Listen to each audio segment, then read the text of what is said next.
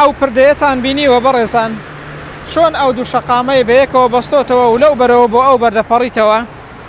زەکاتدان کە خوای پەروەردگار واجبی کردووە بۆ ئەو کەسانەی کە ماڵ و سامانیان هەیە وەکو پردێک وایە لە نێوانی دەوڵەمەند و هەژارەکاندا.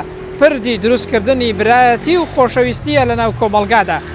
جا ئەگەر تۆ لەوانەیت کە ماڵ و سامانت هەیە و زەکاتت هەیە وەرە بە سێ تێبینی کورتت پێ بڵێم.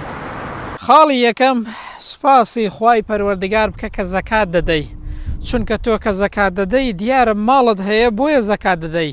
خوای پەروەردگار ماڵی پێداوی لەسەر ئەو ماڵت سوپاسی خوای پەروەردگار بکە، چونکە زەکاتدان نیشانەی دەوڵەمەندیە.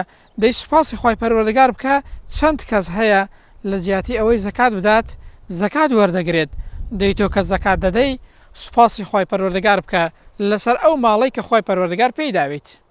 خاڵی دووەمیان زۆر بە خۆشحاڵیەوە زەکاتەکەت بدە، دڵت بە زەکاتەکەتەوە نەبێت کوردەواری دەڵێ وا مەزانن لە جەرگی خۆتی دەکەیەوە و لێت دەسەنن. چونکە پێغەمبەر دەفەرمێ صلی الله عليه وسلم 5 شت هەیە هەر کەسێک بە ئیمانەوە بیان کات دەچێتە بەهەشتەوە.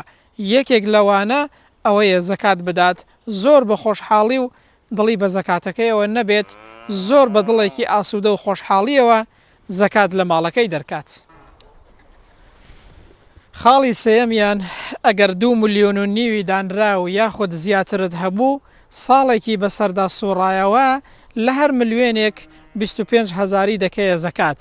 ئەگەر قەرزیشت هەبێ قەرزەکان کۆ دەکەیەوە لەگەڵ پارەکەی کە هەتە و ئەگەر قەرزداریش بێ قەرزەکانی لێ دەردەکەی چەندەی سافی مایەوە لە هەر ملیۆنێک 25,000 زەکاتە، لە دەفتەرێکیش 2 وەرەقە و نیوی زەکاتە.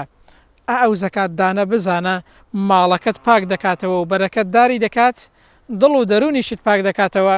خوای پەروەردگار ماڵەکەت بەرەکەت دارکات و خوای پەروەردگار بەرەکەت بڕژێنێ بەسەرتدا.